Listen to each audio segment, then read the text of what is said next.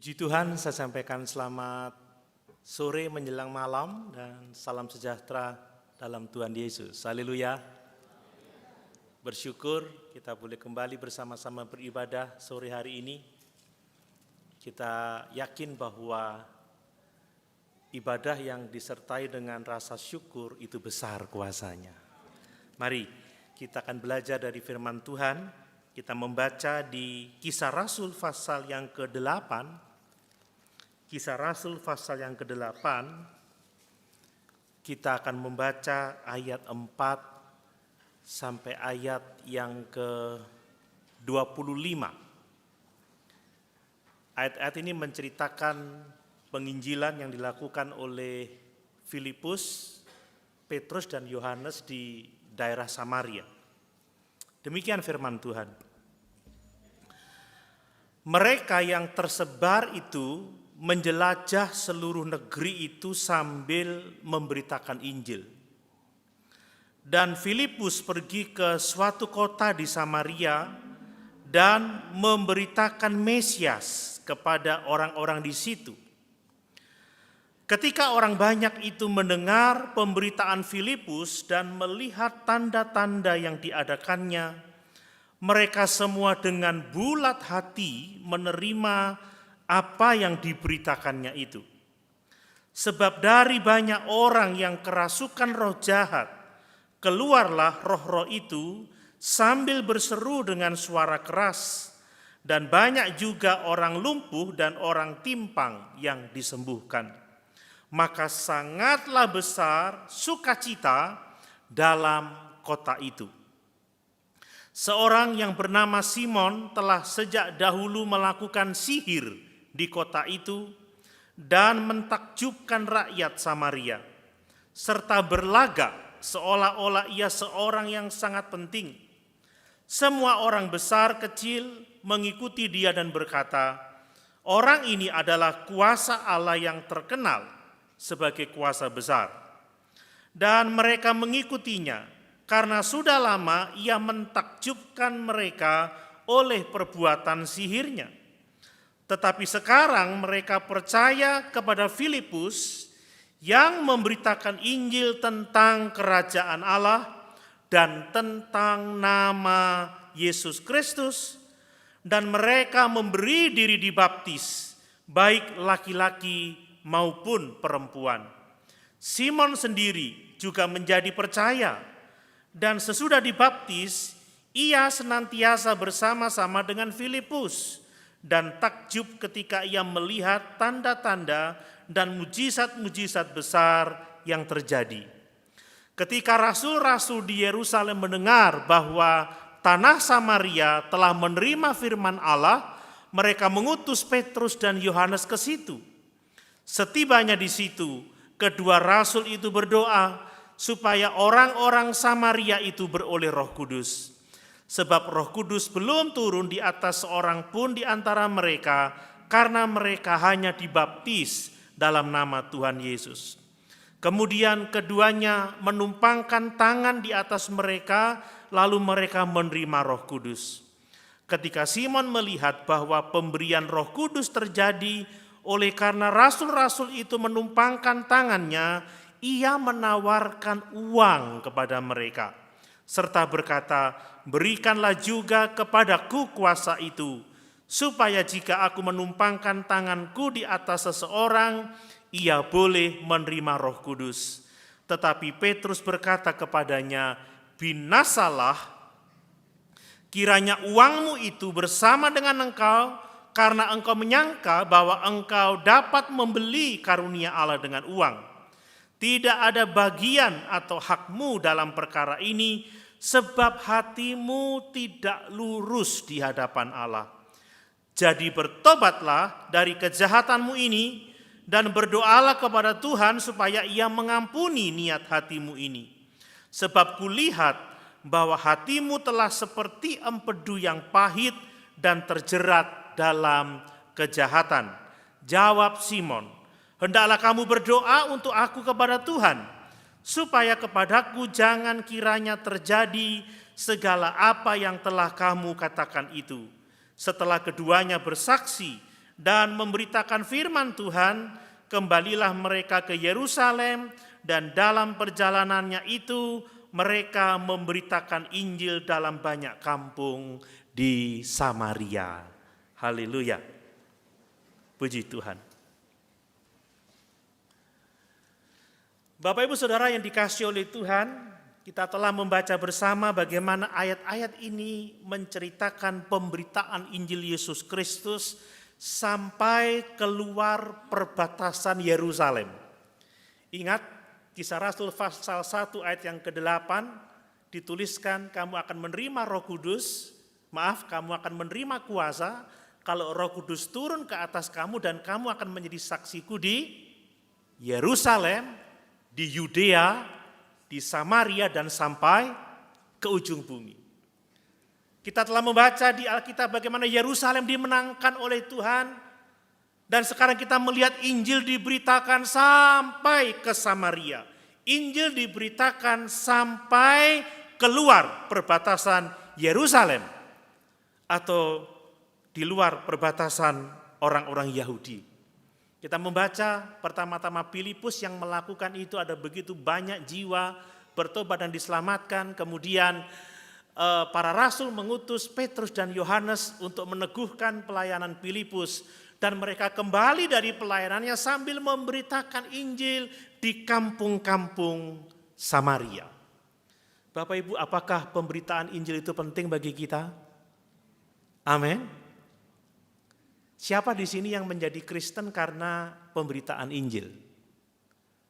Kalau tidak keberatan boleh angkat tangan. Yang menjadi Kristen karena pemberitaan Injil. Jadi Bapak Ibu menjadi Kristen karena apa? Karena keturunan gitu? Yang karena keturunan boleh angkat tangan. Saya angkat tangan 2 karena saya karena keturunan. Belum semua. Yang karena keturunan cukup banyak. Saya dilahirkan di keluarga Kristen. Tetapi masalah orang yang dilahirkan dalam keluarga Kristen sebelum dia benar-benar menerima Injil Yesus Kristus, biasanya kekristenannya itu dangkal, saudara. Seperti saya lahir di keluarga Kristen, dibesarkan di keluarga Kristen, kakek saya pendeta, om-om saya banyak pendeta, ibu saya anak pendeta. Tapi saya baru bertobat setelah ada orang benar-benar memberitakan Injil. Kalau gitu yang tidak angkat tangan yang banyak itu semua karena penginjilan, betul? Enggak juga ya, saya bingung ini.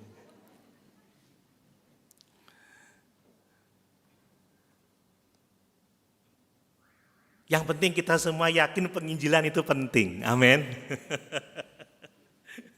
Sampai-sampai saya putus asa gimana mau tanyanya ini. Pemberitaan itu Injil sangat penting. Kenapa saudara? Karena inilah cara Tuhan menjangkau jiwa. Injil itu adalah kekuatan Allah yang menyelamatkan setiap orang yang percaya kepadanya. Jadi orang-orang yang benar-benar Kristen, orang yang benar-benar lahir baru, itu harus dimulai dari penerimaan akan Injil Yesus Kristus. Penerimaan akan Injil kerajaan Allah. Seseorang yang belum benar-benar menyadari bahwa dirinya orang berdosa, orang yang celaka, binasa, tidak punya pengharapan, akan mengalami penghukuman kekal, dan orang yang tidak menyadari bahwa Yesus itu adalah firman yang menjadi manusia, satu-satunya Tuhan dan Juru Selamat yang olehnya kita dapat diselamatkan, orang tidak akan benar-benar menjadi Kristen yang tulen. Kalau orang menyadari keberdosaannya, keterpurukannya, saudara ya, dan bahwa dia akan mati binasa tanpa pengharapan, dan dia melihat Yesus sebagai satu-satunya Tuhan dan Juru Selamat, maka dia akan benar-benar percaya dan mengalami yang namanya pengampunan dosa. Amin. Jadi kalau orang yang Kristen tulen karena penginjilan, itu dia adalah orang yang benar-benar bertobat dan percaya. Saya dulu Kristen tapi tanpa pertobatan. Tapi saya baru bertobat ketika orang menyampaikan Injil kepada saya. Saya disadarkan akan keberdosaan saya. keterpurukan saya, dan saya melihat Yesus.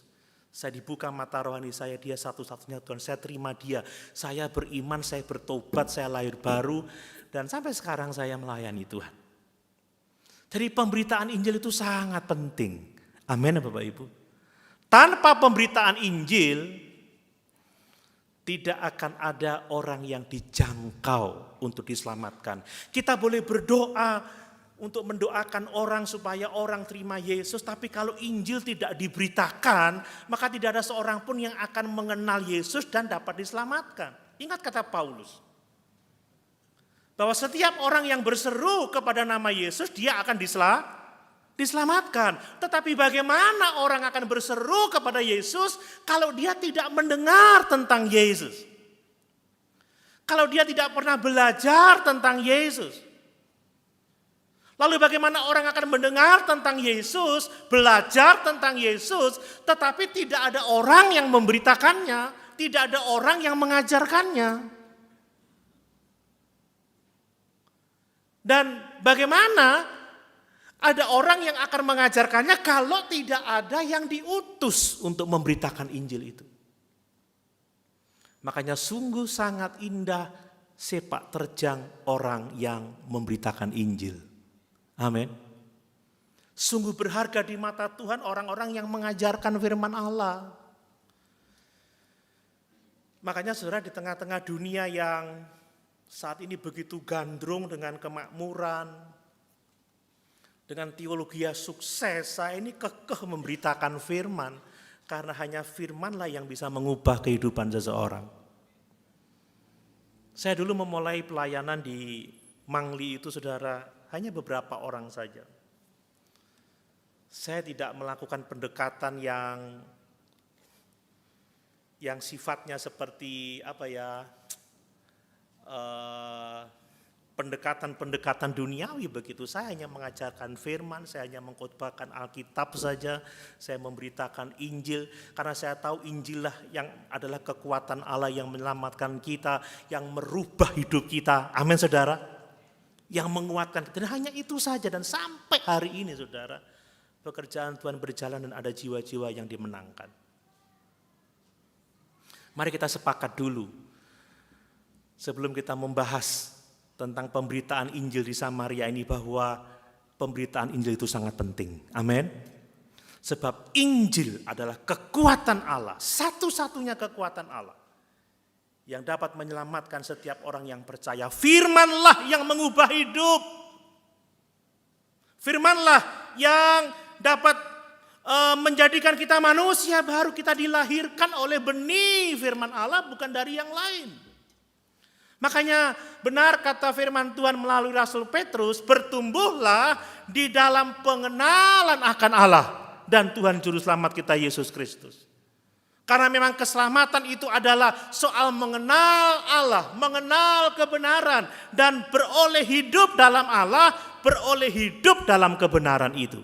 Coba kita baca dulu di Yohanes pasal 17 ayat yang ketiga, supaya kita benar-benar sepakat bahwa penginjilan itu penting, pemberitaan firman yang hidup itu penting saudara. Yohanes pasal 17 ayat yang ketiga, perhatikan, ini doa Tuhan Yesus.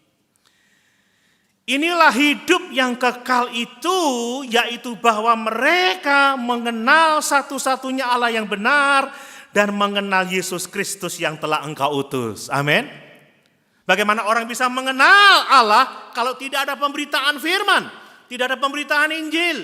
Bagaimana orang mengenal Yesus Kristus, satu-satunya yang diutus oleh Allah, kalau tanpa pemberitaan firman? Coba kita lihat Roma pasal 1 ayat 16 dan 17. Roma pasal 1 ayat 16. Lihat. Sebab aku mempunyai keyakinan yang kokoh dalam Injil. Karena Injil adalah kekuatan Allah yang menyelamatkan setiap orang yang percaya, pertama-tama orang Yahudi tetapi juga orang Yunani, sebab di dalamnya nyata kebenaran Allah yang bertolak dari iman dan memimpin kepada iman, sebab ada tertulis orang benar akan hidup oleh iman. Mari kita percaya, mengamenkan kebenaran ini bahwa memberitakan Injil itu tugas yang sangat-sangat penting. Sekali lagi, Injil kekuatan Allah yang menyelamatkan setiap orang yang percaya kepada Tuhan. Tanpa pemberitaan Injil, tidak ada seorang pun yang akan dibawa kepada Yesus. Itu sebabnya, saudara, mari kita benar-benar memperhatikan Injil Yesus Kristus. Amin. Benar-benar memahaminya, benar-benar menerimanya, dan hidup sesuai dengan kebenarannya. Karena itulah yang menyelamatkan kita. Kalau kita tidak berpegang teguh pada Injil yang benar, binasa kita, saudara. Coba lihat 1 Korintus pasal 15. Ya, 1 Korintus pasal yang ke-15. Sebelum saya menguraikan ayat-ayat di Kisah Rasul tadi, 1 Korintus pasal 15. Saya baca mulai ayat yang pertama, perhatikan saudara. Dan sekarang saudara-saudara, aku mau mengingatkan kamu kepada Injil. Perhatikan itu. Aku mau mengingatkan kamu kepada Injil yang aku beritakan kepadamu dan yang kamu terima dan yang di dalamnya kamu teguh berdiri. Ya. Oleh Injil itu kamu diselamatkan. Perhatikan itu, oleh Injil. Ya, asal apa? Asal kamu teguh berpegang padanya seperti yang telah kuberitakan kepadamu, kecuali kamu telah sia-sia saja menjadi percaya. Intinya apa? Teguh berpegang pada Injil, setia. Jangan sampai kita undur dari iman itu. Sebab yang sangat penting telah kusampaikan kepadamu, yaitu apa yang telah kuterima sendiri. Ialah bahwa Kristus telah mati karena dosa-dosa kita sesuai dengan kitab suci, bahwa ia telah dikuburkan dan bahwa ia telah dibangkitkan pada hari yang ketiga sesuai dengan kitab suci, bahwa ia telah menampakkan dirinya kepada Kefas dan kemudian kepada ke-12 muridnya. Injil itu bicara soal kita manusia berdosa tanpa pengharapan. Yesus telah mati memikul dosa-dosa kita. Dia telah dikuburkan dan dibangkitkan supaya barang siapa yang percaya kepadanya tidak binasa, melainkan beroleh hidup yang kekal. Amin. Mari saudara, kita tidak hanya memperhatikan Injil atau benar-benar belajar firman Allah dengan sungguh-sungguh. Ya, jangan sembarang mendengar khotbah-khotbah yang bukan Injil, karena ada Injil palsu, ya, harus hati-hati.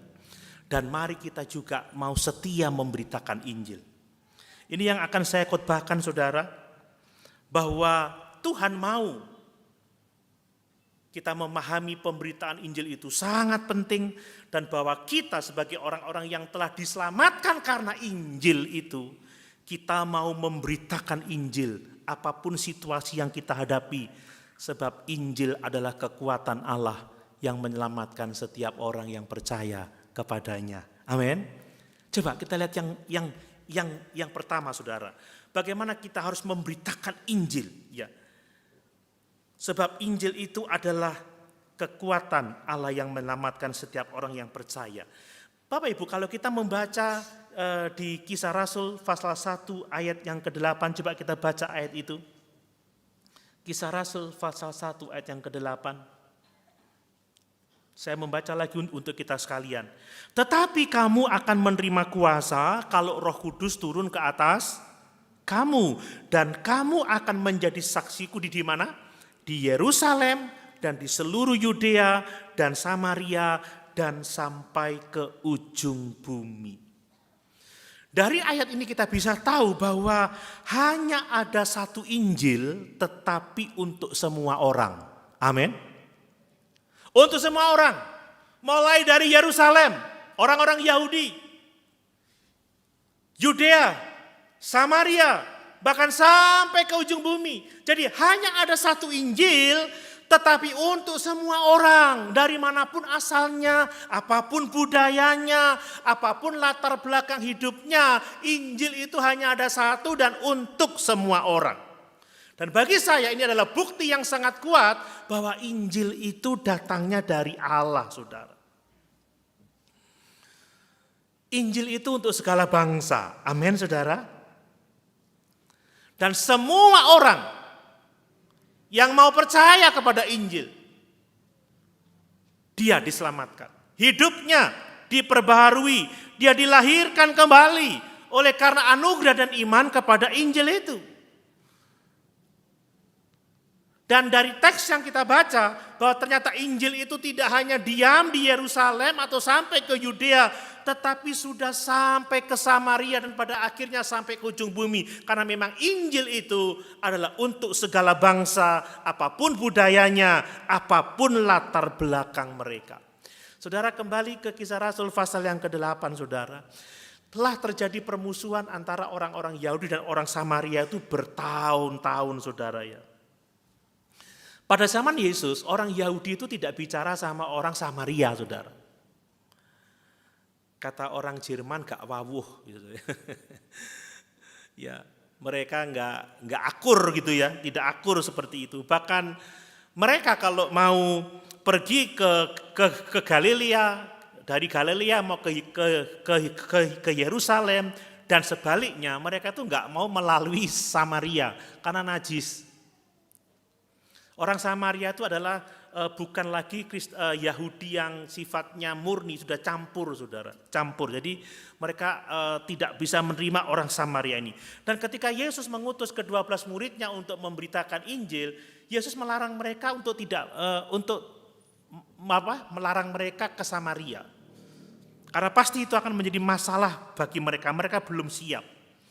Tetapi ada satu kisah bagaimana Yesus dia menjumpai seorang perempuan di sumur di Samaria, dan itu rupanya menjadi awal dari pelayanan Filipus ke Samaria. Baru di Kisah Rasul pasal 1 ayat yang ke-8 ini, saudara, kita melihat dicabutlah batas-batas teritorial dari pemberitaan Injil. Injil itu untuk segala bangsa, Injil itu untuk semua orang. Dan Filipus mulai merintis pelayanan itu ketika dia pergi ke Samaria dan memberitakan Injil kepada orang-orang Samaria. Saya mau menegaskan bahwa Injil itu untuk semua orang. Amin. Bukan hanya untuk kita, saudara ya. Petrus datang ke sana, Yohanes meneguhkan pelayanan Filipus, dan mereka juga melakukan penginjilan di desa-desa Samaria. Ada dua hal yang penting kita perlu perhatikan. Allah itu mau menjangkau semua orang. Allah itu tidak pilih-pilih suku, tidak pilih-pilih bahasa, tidak pilih-pilih budaya. Allah itu mau kita menginjil tidak hanya pada orang-orang yang sesuku dengan kita, yang sebudaya dengan kita, atau orang-orang yang kita sukai. Allah mau kita menginjili semua orang yang kita jumpai dari manapun dia asalnya. Amin. Bahkan mungkin itu adalah orang-orang yang tidak kita sukai, saudara. Kita tidak boleh membeda-bedakan orang. Makanya di Eklesia ini saya senang, saudara ya. Karena apa? Kita ini kumpulan orang-orang percaya yang sangat beragam. Ada yang hitam seperti saya, ada yang putih seperti Kau Gunawan, ada yang sawo matang seperti Om Tinus, ada yang sawo busuk. Enggak ada sawo busuk. Maaf, salah ngomong saja. Kita ini luar biasa loh, kita ini bisa kumpul begini ini luar biasa. Karena ada orang-orang tertentu yang ketika ke Eklesia bilang begini, maaf Pak Pendeta, kok orangnya campuran ya? Maksudnya, oh ya sudah gak cocok buat saya. Belum lahir baru, saudara. Belum lahir baru. Ingat pujian lama itu. Tuhan cinta segala bangsa di dunia. Kuning, hitam, putih, merah, semua harta indah, nanti terima mahkota selamanya. Amin. Semua orang, baik Yahudi maupun non-Yahudi yang percaya Yesus, kita adalah anggota keluarga kerajaan Allah. Kita telah dibaptis menjadi satu tubuh, saudara. Semua orang membutuhkan Injil. Sekarang ini ada banyak orang yang mulai sibuk karena perang, saudara ya, antara Israel dan Hamas lah, saya nggak ngomong Palestina. orang sudah mulai bertanya, Pak Pendeta dukung mana? Israel apa Hamas? Pak Pendeta kita mendoakannya bagaimana? Tuhan beri kemenangan sama Israel, hancurkan Hamas dalam nama Yesus. Hancur. Atau sebaliknya, Tuhan gagalkan serangan Israel. Saudara, kita mau berdiri di pihak mana? Kita berdiri di pihak Yesus. Amin, saudara. Yahudi yang tidak percaya Yesus masuk neraka. Amin. Amin. Dan teroris enggak akan pernah habis melalui perang. Karena itu soal ideologi. Semuanya butuh Injil. Dan hanya Injil yang memungkinkan orang hidup dalam damai sejahtera. Amin. Hanya firman, saudara. Kita ini ngefansnya sama Yesus loh ya, bukan sama orang Yahudi loh ya. Kita mengagung-agungkan orang Yahudi, tapi orang Yahudi yang gak percaya Yesus masuk neraka. Amin. Dan teroris mau dibunuh, mau dihabisin, tetap akan ada muncul teroris-teroris di dunia ini. Tapi kalau semua orang percaya Yesus, mengenal Yesus, kemuliaan Allah dinyatakan, pasti ada yang namanya 1000 tahun damai itu. Amin. Injil, saudara, kita berdiri di pihak Yesus. Mari kita mendoakan semua orang. Masalah hanya dapat diselesaikan melalui Injil Yesus Kristus. Dan ini untuk semua orang. Tugas kita adalah mari kita memberitakan kepada setiap orang yang kita jumpai dari manapun dia, suku apapun dia, latar belakangnya seperti apa. Sebab semua orang membutuhkan Injil dan Injillah solusi satu-satunya supaya kita dapat memiliki hidup sejahtera di atas muka bumi ini. Amin. Ingat ketika Yesus dilahirkan, damai sejahtera di bumi di antara orang yang berkenan kepadanya. Hanya orang-orang yang lahir baru yang akan hidup dalam damai sejahtera seorang dengan yang lain. Amin. Nah, yang berikutnya saudara, Injil itu berkuasa menyelamatkan semua orang berdosa, bahkan mereka yang telah terjual dalam kuasa kegelapan. Saudara, menarik sekali dalam kisah ini, ternyata orang-orang Samaria, tempat di mana Filipus hadir, mereka telah lama mengikuti Simon si tukang sihir itu. Mereka kagum kepada Simon, mereka menganggap Simon sebagai kuasa besar. Mereka telah dijual dalam kuasa dosa, tetapi orang-orang yang terjual dalam kuasa dosa ini karena Injil Yesus Kristus, mereka diselamatkan. Amin. Tidak ada yang mustahil bagi Tuhan. Pendosa hebat sekalipun dapat diselamatkan oleh karena Injil Yesus Kristus. Ingat firman Tuhan, sekalipun dosamu merah seperti kermisi, akan menjadi putih seperti salju. Sekalipun dosamu merah seperti kain kesumba, akan putih seperti bulu domba, saudara. Ini orang-orang yang diikat oleh kuasa sihir, tetapi mereka bertobat, mereka percaya dan menjadi pengikut Kristus. Amin.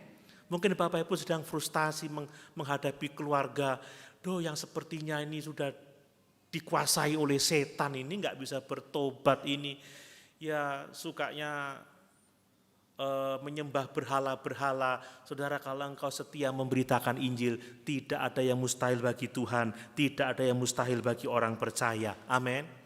Ciri-ciri saudara, seorang yang terikat setan adalah dia memuliakan dirinya sendiri. Seperti Simon ini. Simon ini terkenal hebat, diikuti banyak orang. Tetapi Injil yang sejati itu membawa kita ke dalam persekutuan dengan Tuhan dan Juru Selamat kita Yesus Kristus. Amin. Kemudian kita juga melihat di sini bahwa Yesus Kristus itu adalah pusat dari pesan Injil. Saya senang membaca bagaimana Filipus memberitakan Injil Kristus. Filipus memberitakan Injil Yesus. Filipus memberitakan Injil Kerajaan Allah. Filipus memberitakan nama Yesus Kristus. Saudara, kalau kita memberitakan Injil itu beritakanlah Yesusnya. Beritakanlah pribadinya, siapa dia. Saudara mungkin jarang mendengar saya bersaksi, menceritakan kehidupan saya terlalu panjang. Karena kehidupan saya tidak akan memberkati saudara. Yang memberkati saudara itu adalah Yesus. Amin. Yang melepaskan saudara itu adalah Yesus. Kadang orang berpikir begini, Om Doni kok udah ono kesaksian ya? Loh, saya kalau mau khotbah kesaksian enak saudara, enggak usah belajar. Saya cerita aja kehidupan saya. 2,5 jam ya enggak terasa, apalagi ada kopinya. Waduh. Sambil ngopi. Tapi kehidupan saya tidak bisa merubah saudara. Kesaksian saya tidak bisa merubah saudara. Saya punya kesaksian yang hebat sekalipun kalau saudara tidak tersentuh oleh Injil. Tidak melihat cahaya kemuliaan Kristus, Bapak Ibu tidak dapat diselamatkan. Amin. Karena Injillah kekuatan Allah yang menyelamatkan setiap orang yang percaya. Sekarang ini banyak khotbah-khotbah motivasi, memang enak didengar saudara. Tetapi sekali lagi kalau saudara tidak bertemu dengan Yesus melalui firman-Nya, tidak bertemu dengan Injil keselamatan ini, kita tidak pernah akan dapat diselamatkan. Sebab Yesuslah yang menjadi pusat dari berita Injil. Jadi ketika kita memberitakan firman, fokuslah pada Yesus, fokuslah pada firman. Karena Yesuslah yang menyelamatkan setiap orang yang percaya kepadanya. Ajarkan siapa Yesus, sebagaimana ditulis oleh Alkitab. Ajarkan firman Allah sepenuhnya. Karena itulah kekuatan yang dapat menyelamatkan kita. Sekali-kali bukan berita yang lain. Dan kita melihat saudara ada banyak orang Samaria yang dibaptiskan. Saudara, baptisan itu juga penting loh saudara ya. Tetapi baptisan itu bukanlah salah satu langkah keselamatan. Bukan saudara. Baptisan itu adalah pengakuan iman secara umum. Tetapi kita semua selamat karena anugerah dan iman kepada Yesus saja. Amin. Kenapa? Karena ternyata jelas ada seseorang yang mengaku percaya juga dibaptis tetapi tidak selamat. Contohnya siapa? Simon si tukang sihir itu saudara. Kalau kita membaca sebelumnya, sepertinya Simon itu benar-benar percaya Yesus. Sepertinya Simon itu benar-benar bertobat. Dia dibaptis saudara. Tetapi pertobatan Simon, pengakuannya sebagai seorang Kristen itu datang dari dirinya sendiri, bukan datang dari Tuhan, saudara. Jadi ada kalanya saudara, saya membaptiskan orang karena pengakuan orang itu percaya, karena dia mau dibaptis saudara.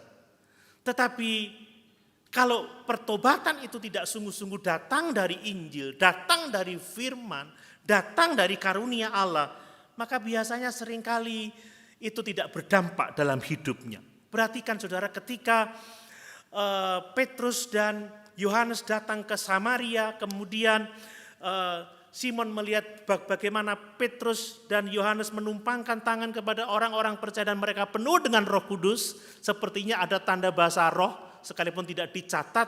Lalu Simon ini ternyata memiliki hati yang masih belum bertobat. Dia menawarkan sejumlah uang supaya dia diberi kuasa sehingga ketika dia menumpangkan tangan atas orang lain, orang itu terima Roh Kudus. Apa yang kita lihat saudara? Ternyata Simon, si penyihir itu belum benar-benar bertobat. Hanya mengaku percaya Yesus dan dibaptis itu bukan jaminan bahwa seseorang benar-benar diselamatkan. Kita tahu kita diselamatkan kalau kita lahir baru. Amin saudara. Kalau kita bertumbuh di dalam iman, bertumbuh di dalam kebenaran Allah, bertumbuh di dalam kasih karunia, itu yang perlu kita perhatikan saudara. Namun demikian, kita harus tetap setia memberitakan Injil sekalipun faktanya tidak semua orang yang mengaku percaya itu benar-benar diselamatkan. Sekali lagi contohnya adalah Simon si tukang sihir itu. Saudara, rupanya Simon ini sekalipun mengaku percaya, sering bersama-sama Filipus, kagum terhadap kuasa Filipus, tetapi dia itu tujuannya bukan pertobatan sejati, dia itu ingin memiliki kuasa yang hebat itu, supaya dia dapat lagi mempengaruhi orang-orang lain untuk mengikuti dia. Lihat, apa kata Petrus? Apa teguran Petrus? Binasalah kamu dengan uangmu itu. Hatimu tidak lurus.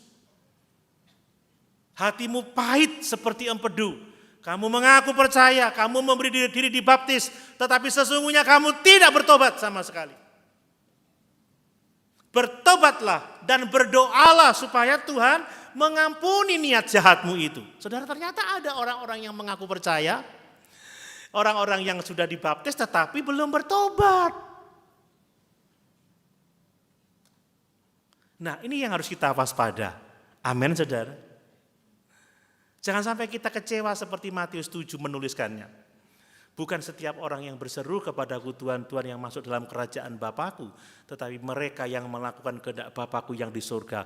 Akan ada banyak orang yang kecewa. Bukankah aku telah percaya kepadamu, bukankah aku telah mengadakan mujizat demi namamu, bukankah aku telah melakukan ini, melakukan itu. Tetapi apa kata Tuhan? Nyalah kamu, sebab aku tidak mengenal kamu, sebab kamu sekalian adalah pembuat kejahatan.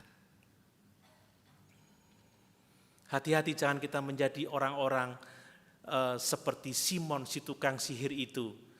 Mengaku percaya, mengaku bertobat, mau dibaptiskan tetapi hidupnya belum benar-benar diselamatkan. Dari sini kita bisa melihat beberapa hal, saudara. Ternyata orang yang sungguh-sungguh percaya itu hatinya diubahkan oleh Tuhan. Amin. Amin, Bapak Ibu. Tidak seperti Simon si tukang sihir ini. Dia mengaku percaya tetapi hatinya tidak pernah berubah. Dia tetap egois, tetap mencintai dirinya sendiri. Dia tidak berubah sama sekali. Orang yang sungguh-sungguh percaya Injil, hatinya diubahkan oleh Tuhan. Coba kita baca Yohanes pasal 36 ayat 26. Saya mau ini akan menjadi koreksi bagi kita semua. Yeskiel 36 ayat 26. Ini pertobatan yang sejati. Yeskiel 36 ayat 26. Kamu akan kuberikan hati yang baru dan roh yang baru di dalam batinmu. Dan aku akan menjauhkan dari tubuhmu hati yang keras dan kuberikan kepadamu hati yang taat. Amin. Orang yang sungguh-sungguh percaya kepada Injil, hatinya diubahkan oleh Tuhan. Diberi hati yang baru, roh yang baru, batin yang baru, dan menjauhkan dirinya dari hal-hal yang jahat. Tetapi Simon si tukang sihir ini mengaku percaya, tetapi hatinya tidak berubah. Mari waspada, saudara, jangan sampai kita ini orang-orang Kristen tetapi yang hatinya tidak diperbaharui. Ada kepahitan, ada keegoisan, ada kebencian, ada kemarahan. Bahaya, saudara, bahaya. Jangan sampai kita ditegur keras, binasalah kamu dengan uangmu itu. Bertobatlah. Dan berdoalah supaya Tuhan mengampuni segala kejahatanmu itu. Allah itu menjadikan kita ciptaan baru kalau kita sungguh-sungguh percaya kepadanya. Amin. Coba kita baca 2 Korintus 5 ayat 17. Supaya kita jelas dengan ini. 2 Korintus 5 ayat 17. Demikian firman Tuhan. Jadi siapa yang ada di dalam Kristus, ia adalah ciptaan baru, yang lama sudah berlalu, sesungguhnya yang baru sudah datang. Tidak dengan Simon si tukang sihir, mengaku percaya, mengaku bertobat, dibaptiskan, tetapi dia masih hidup dalam manusia lamanya, saudara. Simon hanya egois, dia hanya menginginkan kuasa baru itu, saudara. Tapi Petrus mengatakan, hatimu pahit seperti empedu, kamu tidak punya hak atas kuasa ini. Ini menunjukkan bahwa sebenarnya, saudara, orang-orang yang sungguh-sungguh menerima Injil Yesus Kristus hatinya diperbarui. Tetapi orang percaya palsu sekalipun mengaku Kristen, hatinya tidak pernah berubah. Jahat dia, egois dia, penuh kepahitan, tidak ada pertobatan yang sejati. Mari kita belajar sungguh-sungguh hidup dalam kebenaran firman Tuhan. Amin. Yang berikutnya, saudara, kepada orang-orang yang percaya, Tuhan itu memberikan karunia Roh Kudus di dalam hatinya. Tetapi tidak dengan orang-orang yang imannya iman yang palsu, imannya iman yang tidak menyelamatkan. Tapi sebelumnya saya mau mengklarifikasi dulu bahwa Kisah Rasul itu adalah masa peralihan dari kitab-kitab Injil kepada masa gereja. Kita membaca di situ bahwa orang-orang Samaria itu baru terima Roh Kudus ketika Petrus dan Yohanes menumpangkan tangan atas mereka. Tidak berarti bahwa kita sekarang butuh penumpangan tangan untuk terima Roh Kudus, tidak. Semua kita menerima Roh Kudus karena iman, karena pertobatan kita. Tetapi kenapa pada waktu itu Tuhan sengaja berbuat demikian, bahwa orang-orang Samaria ini belum menerima Roh Kudus sebelum Petrus menumpangkan tangan atas mereka, sebelum Yohanes Rasul ini menumpangkan tangan atas mereka, dikarenakan Allah tidak mau terjadi adanya perpecahan antara Kristen Yerusalem dan Kristen Samaria. Dengan tindakan Allah ini, saudara, Allah mau supaya kekristenan di Samaria ini tunduk kepada otoritas rasul yang ada di Yerusalem. Saya mau meyakinkan bahwa setiap orang yang percaya Yesus, dia telah menerima karunia Roh Kudus. Amin. Orang-orang yang sungguh-sungguh percaya telah menerima karunia Roh Kudus. Coba kita baca Efesus 1 ayat yang ke-13. Efesus 1 ayat yang ke-13, supaya kita paham dengan ini. Demikian firman Tuhan, di dalam Dia kamu juga, karena kamu telah mendengar firman kebenaran, yaitu Injil keselamatanmu, di dalam Dia kamu juga, ketika kamu percaya. Kapan, saudara? Ketika kamu percaya, dimeteraikan dengan Roh Kudus yang dijanjikannya itu. Masih ada banyak ayat-ayat lain yang menulis tentang hal itu, saudara. Coba kita lihat, di antaranya adalah 1 Korintus 6 ayat yang ke-19. 1 Korintus 6 ayat yang ke-19.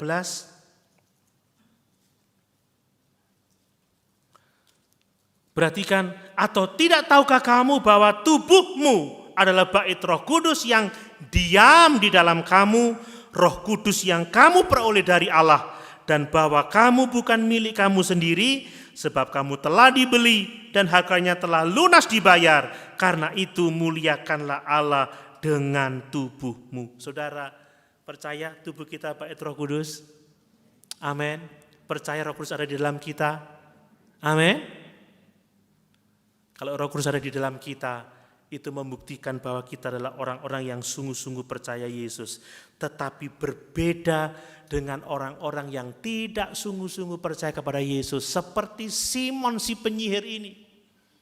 Ternyata mereka tidak mengalami kuasa Roh Kudus. Mereka tidak paham bahwa Roh Kudus itu adalah pribadi Allah sendiri. Sehingga dia ingin membayar kuasa itu dengan uang, saudara. Beri aku kuasa itu, aku bayar kamu dengan uang. Dia tidak menganggap Roh Kudus sebagai pribadi Allah yang ketiga, tetapi sekedar kuasa non-personal, saudara. Kuasa yang dapat dimanipulasi demi kepentingannya sendiri. Ini kesalahan besar. Saudara, ada banyak orang sekarang juga yang hanya berpikir bahwa Roh Kudus itu sekedar kuasa. Tetapi kita tahu dari Alkitab bahwa Roh Kudus itu adalah pribadi ketiga dari Allah Tritunggal. Amin. Kita nggak boleh salah dengan itu. Nah, saudara, ada banyak orang Kristen yang seperti Simon si penyihir ini. Bahkan mungkin dia pendeta, saudara. Ada pendeta yang seperti ini. Mau terima Roh Kudus? Lalu dia tiup seperti ini. Memangnya Roh Kudus itu sekedar angin, ya Pak? Lalu orang pada rebah-rebah semua. Kalau saudara lebih mendekat sama saya tiup pasti rebah. Karena saya tadi makan pete.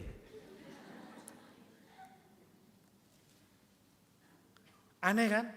Orang lepas jasnya, lalu dia baring, seret. Terima Roh Kudus. Loh, dia itu pribadi loh, saudara. Kalau kita melakukan itu, kita seperti Simon si penyihir ini, menganggap bahwa itu sekedar kuasa yang bisa dibeli dengan uang, dan bisa dimanipulasi sesuai dengan kemauan kita. Kadang kita kagum melihat demonstrasi yang luar biasa. Terima roh. Orang menghembusi, hanya Yesus yang bisa menghembusi kita dengan Roh Kudus, tidak manusia biasa. Ini bicara tentang iman yang tidak sejati, iman yang tidak sungguh-sungguh, saudara. Kemudian, orang yang benar-benar percaya Yesus dibebaskan dari perbudakan dosa. Amin. Dibebaskan dari perbudakan dosa, tidak seperti Simon si tukang sihir ini. Hatinya tetap penuh dengan kepahitan, penuh dengan kejahatan, menginginkan sesuatu yang hanya untuk kepentingannya sendiri. Banyak orang-orang Kristen mengaku Kristen dia, tetapi tidak benar-benar dilepaskan dari dosa. Hati-hati saudara ya. Ada banyak akun-akun Facebook Kristen, ya kalau kita lihat dari biografinya dia seorang Kristen, tetapi postingannya nggak beres, ya chatting-chattingannya nggak beres, tidak mencerminkan dirinya seorang Kristen. Kalau seorang Kristen, dia pasti dilepaskan dari kuasa-kuasa dosa dan kuasa kegelapan. Amin. Hidupnya pasti diubahkan, saudara. Nah, kalau kita mengaku Kristen tetapi masih selengean, hidup di dalam dosa, tidak konsisten, tidak taat firman, tidak dengar-dengaran, hidup semaunya sendiri, tidak melayani Tuhan. Itu tanda bahwa sebenarnya iman kita bukan iman yang hidup, bukan iman yang menyelamatkan. Itu seperti Simon si penyihir itu, saudara.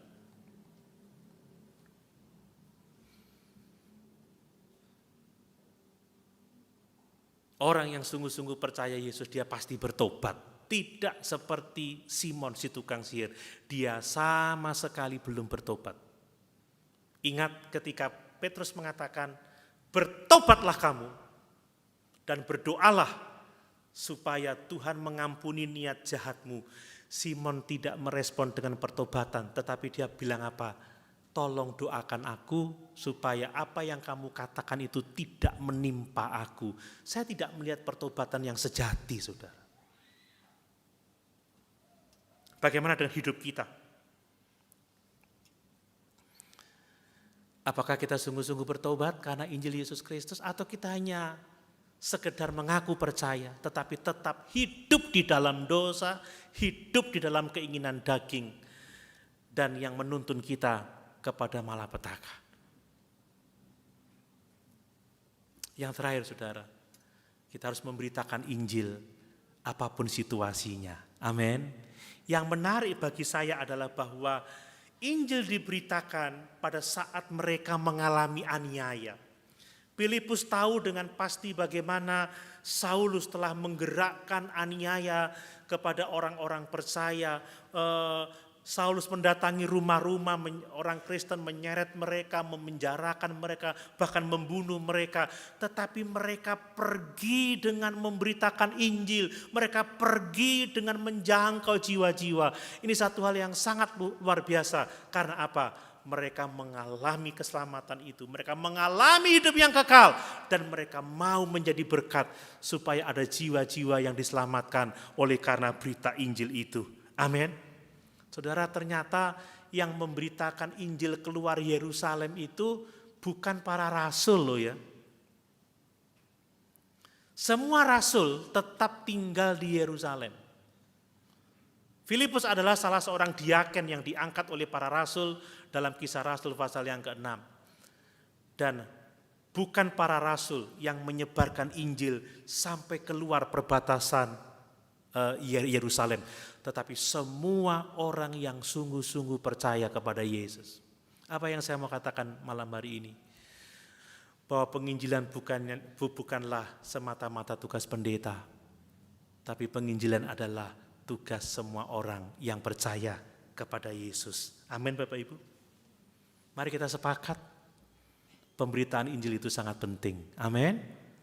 Injil adalah kekuatan Allah yang menyelamatkan setiap orang yang percaya kepadanya. Kita harus memberitakan Injil, sebab hanya Injil lah yang dapat menyelamatkan manusia.